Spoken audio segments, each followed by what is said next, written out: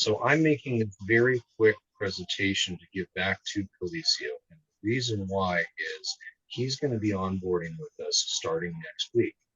He has been working with Sam for about a month now. Is that right, Felicio? About a month. Yeah. And you see the future features that we put into the system. So you're going to be coming in to work with us more direct here, and I think we're going to absolutely crank it up hard here next couple of weeks. And here's why. One is ENS. What do? We really do actually emergency notification signage. So we're the recommended signage for one of the largest emergency notification systems in the US. We built software called SAM, and so it's not me saying it. What do you think of SAM? Is it pretty intuitive, Felicio, as a graphic designer to learn? Definitely. It's definitely a tool that I think most creative agencies need. Um, honestly, if you don't have it, you're going to get it, or you're going to get something like it, because of the capabilities of what you're able to do. We literally showed this to a salesperson in LA, Yeah. and he came up here to do some sales, and for Craig, and I said, hey man, I got this thing called the SamStick. He said, what's that? I say it's basically a dongle that goes into your HDMI input, and then we can control any screen from wherever we are, as long as it's hooked up to its own ENS or to a Wi-Fi server. And he goes, Mm-hmm. no shit. And I go, yeah, and I show it to him, and then Mm-hmm. Craig goes, oh yeah, show him the interface, and show him the interface and how it works and all that. And I thought to myself, like, no, I'll show you what it does, and then you can get on board it and sell this too, so that we can have a bigger team. But like for me, it's like I want to see this thing do what it does. I have an idea and a vision for how we can do this and make it effective before someone comes in and just starts to water it down and just says, oh yeah, it's just like this. And come on, this is, to me, it's a technology that I'm on the cutting edge of, whereas they want to go use a technology that's already been around, and people have done whatever they've done to it. You know what I'm saying? Well, and So that's the cool part about Sam for me, is one of the team members internal, is that it's never done. It's never going to be perfect. There's always going to be some new tweak, right, Arby? Right, Rolly, you're seeing that live, right? And yeah. it's what's great about Sam is that it's been through the ringer. It's years and years and years of running mission critical locations where I like the saying, it's really easy to build something complicated, but it's really complicated to take something that's complicated and make it easy. And that's really the purpose here, is that these things are time tested. You can drop them somewhere, remote control them from anywhere, and learn the system, the basics within what? Were you like 20 minutes? You were in there, Yeah. boom, boom, boom. You learned the system like you Hmm. were one of the fastest learns I've ever seen in the system. So the downside, though, I mean, this is great when we have thousands and thousands of locations running this equipment. The one downside is that we do have to have the location know what their own network is, their own password, username and password. And sometimes we do nationwide rollouts, and the location doesn't even know their own network. Somebody comes in, changes the Wi-Fi password, they don't want to deal with it. So that's why this equipment here that Peter said, Peter, right? Hmm. He has these pieces of equipment in Las Vegas. It's a game changer because now you truly could drop ship this to 1,000 LED trucks across the country. You could do that, an entire rollout in like a week, because we drop ship out of Miami, and we've got the full ramp up on the equipment already for doing thousands of locations. And so this equipment here is what I think I need to next get into your hands. Okay? Yeah. Because you now know, Sam, I need you to see the simplicity of this, why we built it for us. Because most of our trouble tickets, right, Artie? Right? You want to unmute for a second, man? Yep. Most of our trouble tickets are other people's networking issues, right? Oh, okay. Right? And Yep. the trucks are different. If you're doing a rollout of thousands of LED trucks, or you know the trailers, what have you, the biggest problem at the client level is going to be internet connectivity, and this solves that problem. Yeah. Okay, yeah, and these guys have seen it. They're like, wow, that was so easy. So anyway, I won't get into how we do it, but I'll just say that clients for years have taken me to the outside of their buildings and have said, hey, I want the client at this distance away to have something that is big enough that they can see my message. And I've turned them away because it's not easy to engineer an outdoor bright LED screen. At least it wasn't until recently. They were really Right. clunky, They in my were opinion. very, very much so. So this equipment here is boxed, ready to ship, and we are getting the first orders this week, right, Arby? Right, Willie? You're Yep. seeing it happen live, right? Yeah. Okay, so we got university orders, we got sports orders, and the reason why is not because of the complexity of the pin, because of the simplicity. You take a pin on these special spots, go pin, pin, pin, pin, and oh, look, there's the frame on the right. So that frame is cast aluminum, and we've tested the heck out of this equipment. We tested it ourselves for a year before signing off. It was perfect for market. Okay. The back of everything is made to be outdoors. So this equipment, you could put it out on your back lawn in the pouring down rain for 6 months, walk back out there, pick it up, and it wouldn't care. Okay. Hmm. So everything is enclosed within cast aluminum, and it's put together that here's what happened with me. I actually blew up a bunch of these little lights. Okay. How did I blow up a bunch of lights?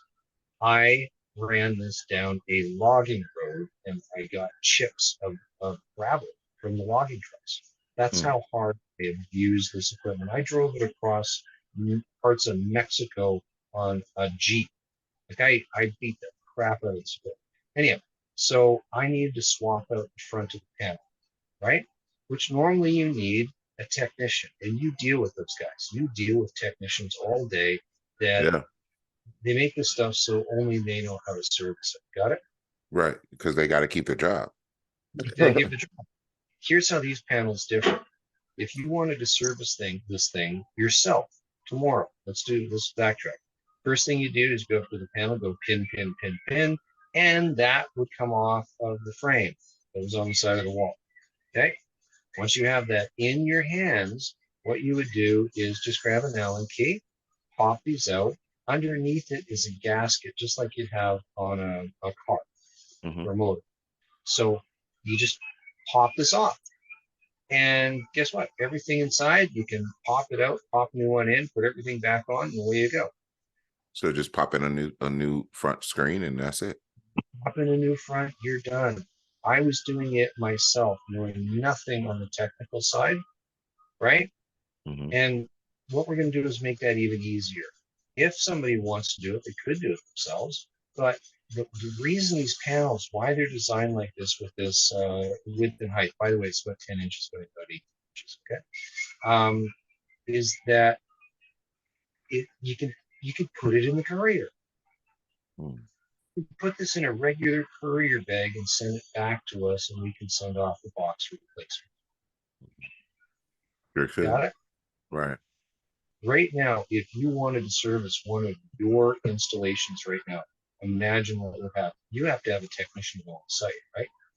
Well, yeah. Well, it's kind of the same way because when we were at the last event, one of the LEDs were shorting out. It was like going out at the bottom, and we Yeah, could reach it. We could reach it. So we went in there and then we popped out it's a back service though. It's not a front service screen. So we had to yes, pop off the back and then basically wiggle the wires around and it came back on. But and yeah, exactly that. Front loading mhm, screens are way easier to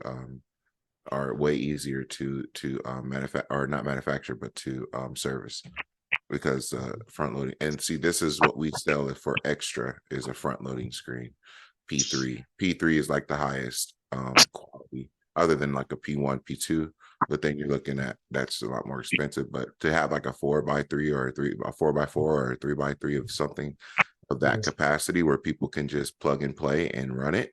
That is what is needed to take over right now, because people are buying LED walls. Like if I like right now I have a 65-inch TV, but I would rather have a 50-inch or not a 50, but a 4x4 foot LED wall.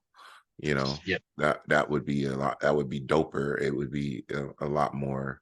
Like even if I had just had that situation right there set up on a mobile trailer that I can pull on my car and pull up to places, and that can be a screen that we use for advertisement. That still is viable here in Las Vegas. Now we can't pull trailers and drive at the same time in Las Vegas, but we can definitely pull like we can park and make it so that we still can park and do things with it. You see what I'm saying? Like we could park and do things with it. We just can't pull it. Like you can't pull a trailer on the back of your truck. You see what I'm saying? Yes, around Vegas, but you can park it anywhere. You can pull it with it off and then park it and do whatever you want with it. And as long as we can, right now, we're having a hard time with plugging in. I went to plug in a video game the other day because I wanted to start doing video game campaigns and mobile video game tournaments, stuff like that. And we pulled over and we tried it out on the truck and tried to plug the HDMI into the controller. Couldn't get it to work.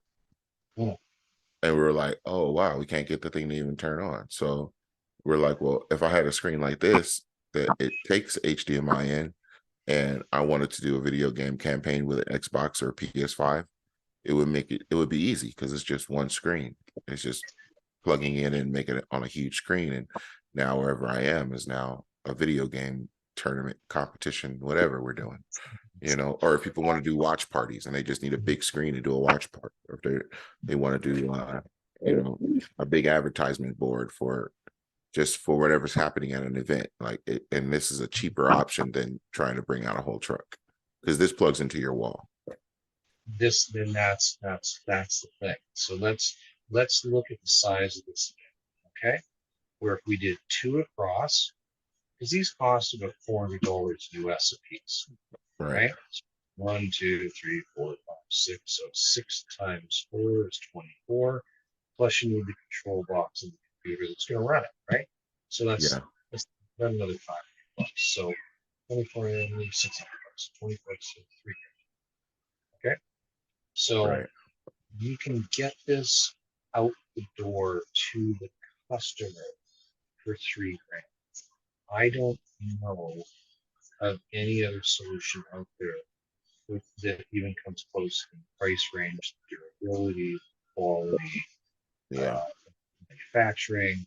There's lots of more high-end things that are more complicated, and be professional, super high-end techie guys that literally fly over from China to put all the LEDs together and stuff. I'm sure you've seen, right? I have. But this is elegant. This is, here's a starter package to start with a square. Once you're done with that size of a square, then order up another box, and then you've got your other 6 panels, right? And there you go. And if you want more, order your next round of 6 panels. Make sense? You could airship over 3 boxes and have a billboard size screen in your backyard within about 4 days. What in about 4 days? You said 4 days? 4 or 5 days, yeah.